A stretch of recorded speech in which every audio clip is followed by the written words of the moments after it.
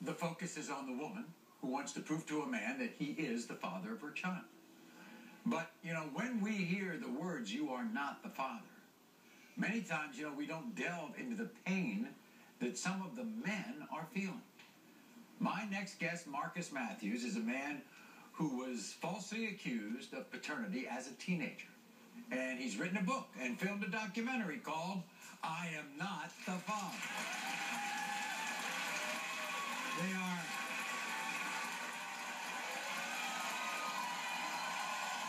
So,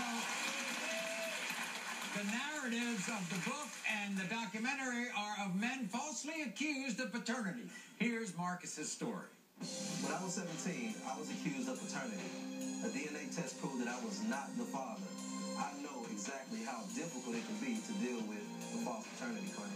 I Am Not the Father is a book about men who are falsely accused of paternity. The outcry from the book encouraged me to write the documentary and produce it. I Am Not the Father. I said, "Pop, I had a condom on." He said, "Every time?" I said, "We only had sex once." He said, "It didn't bust?" I said, "No, sir." And my dad looked me square in my eye. He said, "That ain't your baby." I hope that my experience, my book, and my documentary encourage men to get tested. I also hope it encourages families to talk about what they're doing with their children and their children's relationships. I read a New York Times survey a couple of years ago, and it said that 10% of all kids in this country are living with the wrong father. How's that? That's absolutely amazing. When you were a teen, what happened? I was 17 years old, a senior in high school. I met a young lady. She was 16, and we exchanged phone numbers, had a conversation, had sex. She became pregnant, told me that I was her child's father. She had the child, and we got a DNA test. We were waiting on the results, and she died in a car crash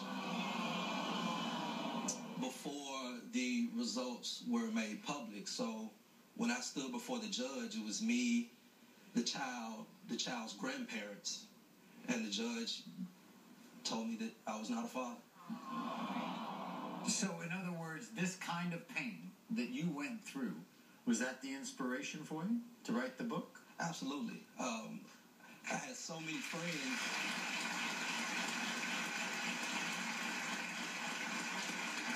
You had a lot of friends who went through this too? Yeah, I had friends who went through the same thing. People just... Well, it happens so much. I know. First of all, here's one of the problems with a legitimate DNA test. Now, I'm not saying which are and which are not, but I know ours are.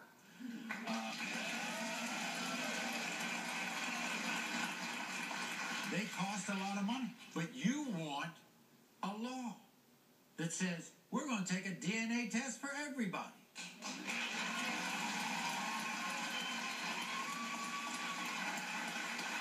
It's important.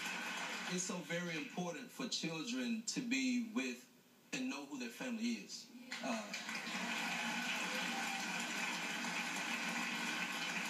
So when did you decide to make the documentary? When you found out all these other people were like you? And I also realized that there were so many cases. I was doing TV at home, and I kept getting... People on the streets were coming up to me and saying, "Hey, I saw you. I got to be in your next book. I just found out my 16-year-old daughter isn't mine. I've been paying child support 8 years for a kid that's not mine."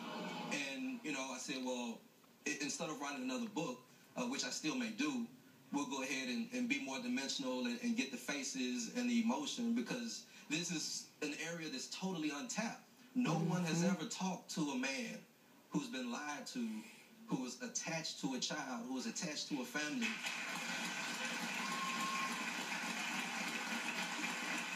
And the effects of it are a lot deeper than people think. I became so distrustful in my future relationships because, that's a lie that it's not just a one-time lie. It's something...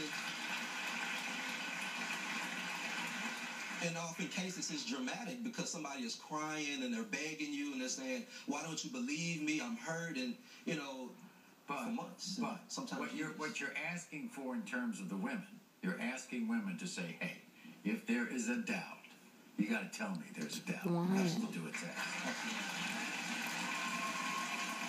Marcus Matthews, everybody. Thank you.